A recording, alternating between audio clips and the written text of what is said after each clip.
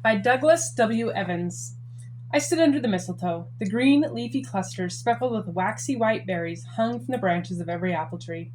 That's the same stuff they sell in the stores for Christmas decorations, I said to myself. Why can't I sell mistletoe too? Christmas was 3 weeks away. Selling mistletoe would be a perfect way to earn money to buy a gift for my brother Derek. I took a few steps back, ran, leaped, and reached as high as I could, but the lowest mistletoe cluster was too high. I missed it by a mile, so that was that. I started for home when something strange caught my eye. At the edge of the apple orchard, one tree stood bare. Of course, I knew the leaves and apples fell off months ago, but the mistletoe, every sprig of it, had fallen off the branches also. It lay in a neat pile at the foot of the tree, as if put there just for me. Delighted, I carefully picked up the best sprigs and put them in my lunchbox. When it was jam-packed, I sprinted across the flattened cornfield to the mobile home where I lived. I entered the side door listening. Yes, a guitar was playing. I walked down the narrow hall to my bedroom door and pounded on the door. Derek, are you in there? The guitar stopped. One sec, came a grumpy reply. A moment later, the door was flung open. My brother stood there wearing his brown leather jacket. Where are you going? I asked. None of your business, he muttered, sailing past me. It wasn't easy sharing that cramped bedroom with my older brother. We got on each other's nerves a lot. That whole trailer was too small for our family. With Derek out of the room, I emptied the contents of my lunchbox onto my bed.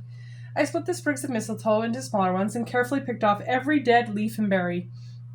In my mom's sewing box, I found a roll of red ribbon. I used it to tie bows around the sprigs, then put each one into a little plastic bag. As I looked for something to put the mistletoe in, I saw Derek's guitar on his bed, wrapped in an old towel. The guitar was the only beautiful thing Derek owned, and I knew what to buy with mistletoe money, a case for that guitar. Even if Derek was grumpy sometimes, he was still my brother, and I loved him. The next day I took my mistletoe packages, 10 in all, to school. During lunchtime I sold every one. My pockets jingled with change as I walked home that day, but it was hardly enough to buy a guitar case. After school I cut through the apple orchard again. A surprise awaited me. 2 more trees were bare, and under each one lay a pile of mistletoe. I loaded my lunchbox, filled my pockets, then raced for home. Derek was striding across the cornfield as I approached the trailer. His head was lowered. His hands were jammed into the pockets of his leather jacket. Derek, Derek, I hollered as friendly as I could. But when he looked up and saw me, he stopped and turned in another direction. That night, I made twice as many mistletoe packages. After school the next day, I walked to the shopping center office and got permission to sell my mistletoe there.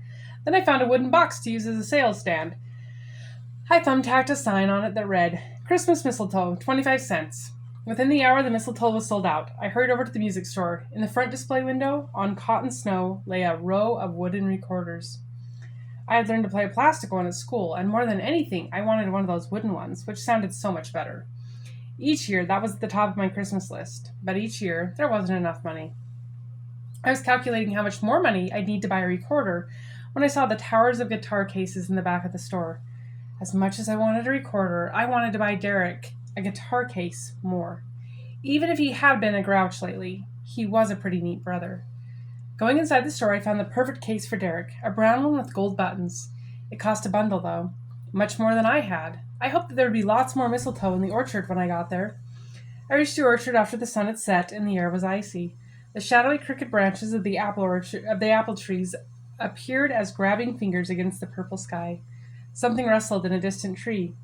Rotten apples squished under my feet as I tried to creep closer to see what it was. Then I tripped. My knees sunk into a pile of something scratchy. Mistletoe! Another big heap of it! It was a miracle!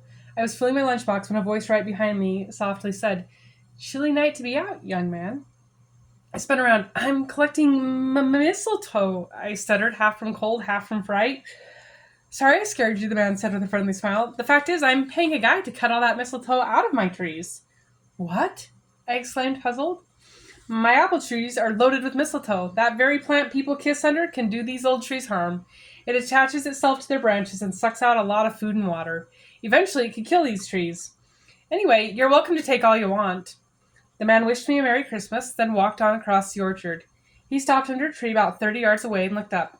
Out of that tree tumbled a big clump of mistletoe, then another, and another. An instant later, 2 legs dangled down from the lowest branch. All of a sudden, someone jumped down next to the man. It was Derek. He didn't see me in the shadows. A few more nights ought to do it, the man said. Yeah, Derek replied, brushing off his jeans. So what are you going to do with all the money I'm paying you? Asked the man. Are you going out and having a good time? Nah, Derek said, shuffling his feet. I'm saving up to buy my kid brother something for Christmas. Is that right? Said the man. Yeah, he's been wanting a wooden recorder for ages. He can play pretty well, and you know how it is. He's my brother.